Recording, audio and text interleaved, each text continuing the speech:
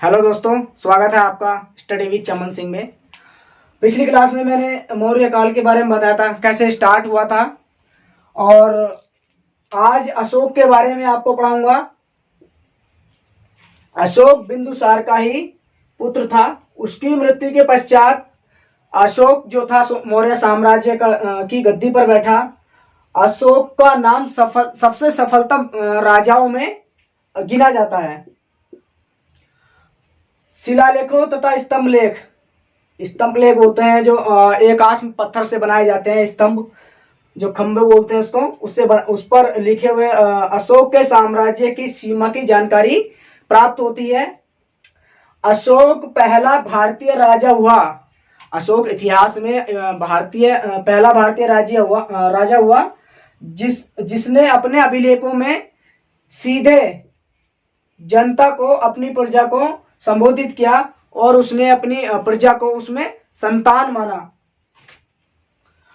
1837 ईस्वी में James Prinsep एक अंग्रेज ने ब्राह्मी लिपि में लिखा एक शिलालेख पढ़ा, जिसमें अशोक को देवताओं के प्रियदर्शी, जिसका मतलब होता था नामक एक राजा का उल्लेख था। यह उपाधि अशोक को ही दी गई थी। दोस्तों, यूपी ट्रिपल का जो एग्जाम हुआ था पैट का 2022 का, उसमें एक क्वेश्चन आ चुका है कि किस राजा को देवता प्रिय या प्रियदर्शी कहा गया था। तो उसमें ऑप्शन था राजा अशोक। यह उपाधि सम्राट अशोक के लिए ही थी। पेशावर व हजारा, पेशावर पाकिस्तान में, ये आई थिंक बंगाल में ही है। हजारा से प्राप्त अशोक के शिलालेख खरोष्टी में लिखे गए, जबकि अन्य लेख इसके ब्राह्मी अरामाइक लिपि में लिखे गए थे। दोस्तों, कालसी व निगाली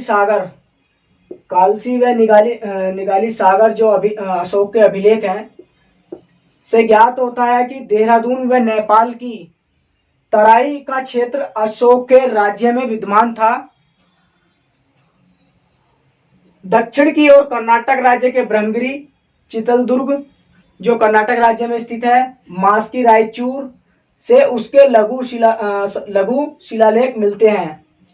पश्चिम में काठियावाड़, गुजरात व जूनागढ़ में गिरनार की पहाड़ी व दक्षिण में महाराष्ट्र के सोपारा स्थान से व उड़ीसा के धौली व जोगढ़ विभिन्न स्थानों से अभिलेख मिले हैं। अर्थात इन सभी अभिलेखों से स्पष्ट है कि अशोक का साम्राज्य ब्रॉड था, बहुत बड़ा था।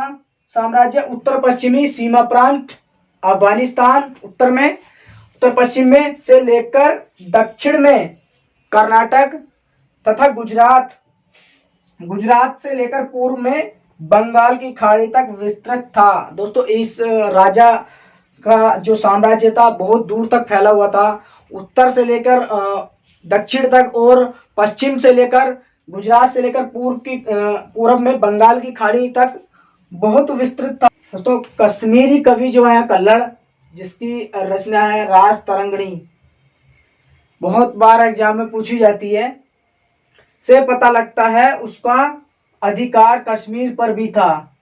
उसने धर्म ऋणी विहार में अशोकेश्वर नामक मंदिर की स्थापना करवाई थी। कल्लड़ अशोक को कश्मीर का प्रथम शासक मानता है। जाहिर है उसके साम्राज्य के नींव हिमालय पर्वत तक भी थी, उसकी सीमा हिमालय पर्वत तक भी थी। दोस्तों, अगला है अशोक की आंतरिक एवं परराष्ट्र नीति। कलिंग युद्ध के बाद दोस्तों अशोक ने बौद्ध धर्म ग्रहण कर लिया था, जिसमें उसमें भारी क्षति हुई थी जान की, और छोटे छोटे बच्चे को देखकर वह पश्चाताप कर रहा था। उसने उसको देखकर युद्ध की जो नीति थी वो छोड़ दी थी और बौद्ध धर्म को उसने ग्रहण कर लिया था। उसके शासन काल में ही बौद्ध धर्म की जो तीसरी संधि थी, जो बैठक बोलते हैं उसका, या मीटिंग बोलते हैं, उसके शासनकाल में हुई थी। बहुत बार एग्जाम में आ जाती है। 4 संगति हुई थी और तीसरी संगति अशोक के शासनकाल में हुई थी। अपने अभिलेखों में अधिकारियों से वह कहता है, राजा प्रजा को अपनी संतति समझता है। संतति का मतलब है दोस्तों संतान।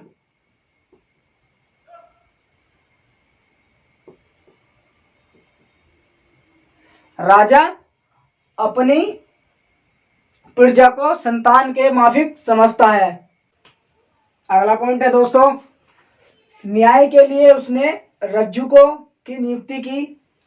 जो न्याय करते थे उनको रज्जु को कहा जाता था।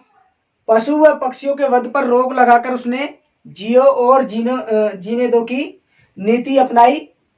उसने अपने पड़ोसियों के साथ शांति एवं सह अस्तित्व के सिद्धांतों के आधार पर संबंध स्थापित किए।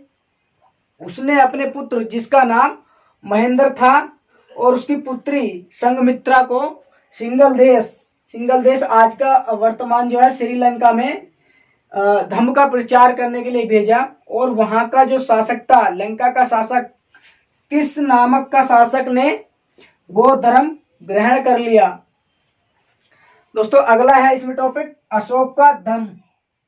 अशोक ने अपनी प्रजा के नैतिक उत्थान के लिए, उनके विकास के लिए जिन नियमों की संहिता एक ग्रंथ होता है प्रस्तुत की, उसे उसके अभिलेख में धम्म कहा गया। दूसरे व सातवें स्तंभ लेख से धम्म के गुण हैं, जो है साधुता, मृदुता, पवित्रता और सत्यवादिता, और दान, दया, कल्याण इत्यादि। अशोक ने अल्प व्यय मतलब कम खर्च तथा अल्प संग्रह संपत्ति का कम मात्रा में एकत्रित करना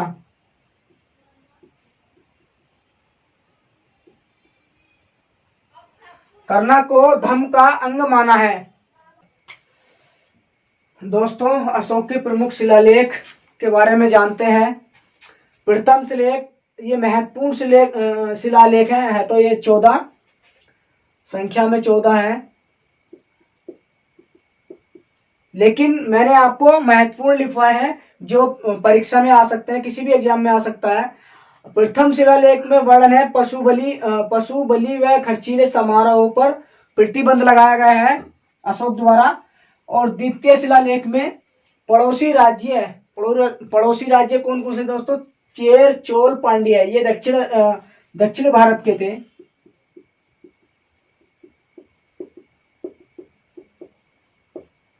दक्षिण भारत के राज्य। तृतीय शिलालेख में युक्त, रज्जुक, प्रादेशिक आदि की नियुक्ति की जाती थी। और चतुर्थ शिलालेख में है धम्म का उल्लेख, धम्म का वर्णन किया गया है। और षष्टम यानी कि 6, इसमें आम जनता किसी भी वक्त राजा अशोक से मिल सकती थी।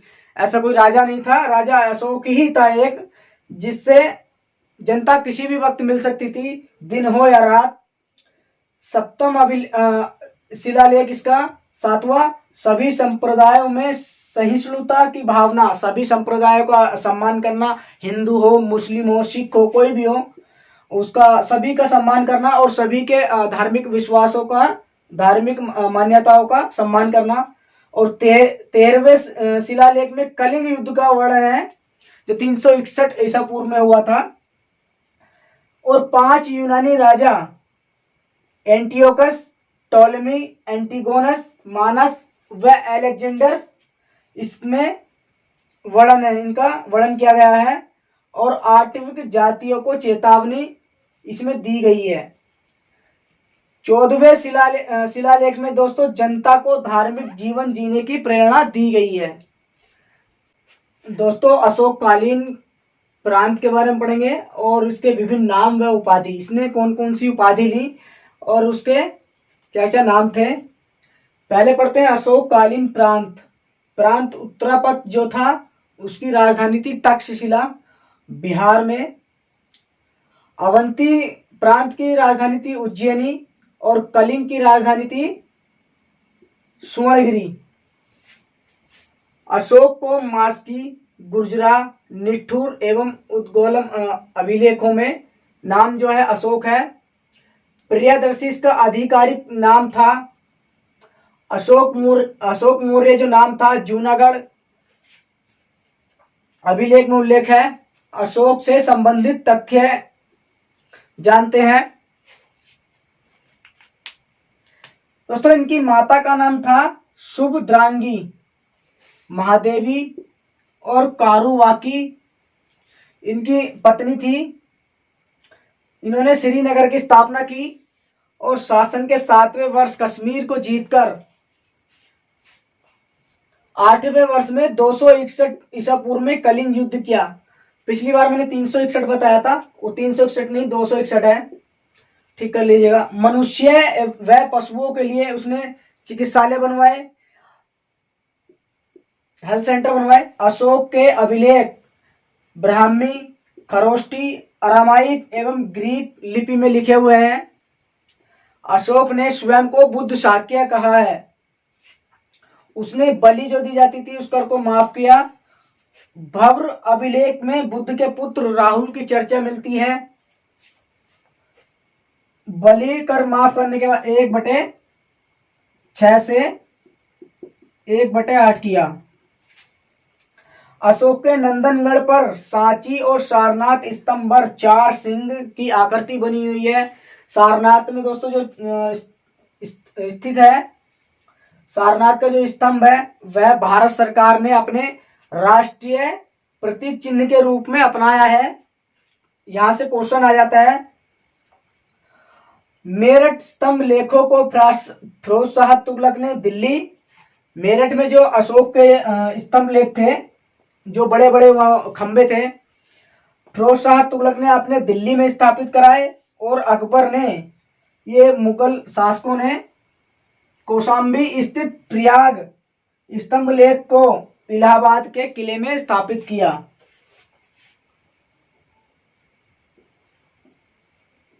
तो दोस्तों ये सेशन यहीं पर समाप्त होता है। इसका अगला पार्ट एक और रह गया है, उसको अगली क्लास में कवर करेंगे। तो यहीं तक ये टॉपिक था। Thank you.